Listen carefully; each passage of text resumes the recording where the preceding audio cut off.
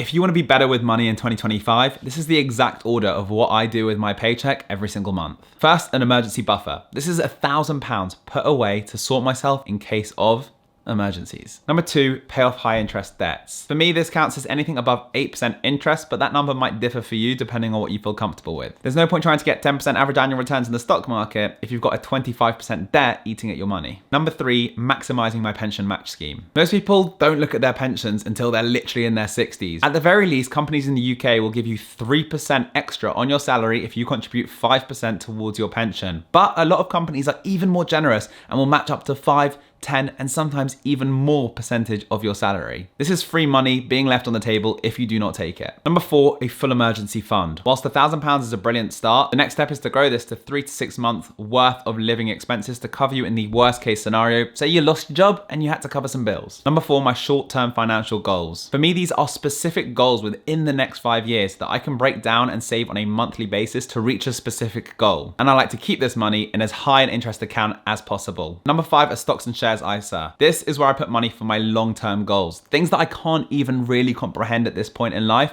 but I know that putting away as much money now as possible will help me tremendously in the future. And if you want a list of my favorite stocks and shares ISA, just comment the word guide down below. And finally, low interest debt. While it's not one of my top priorities, it's still psychologically not great to have a burden financially on your shoulders. So that is where my money would go at the end. Let me know, what steps would you do with your money?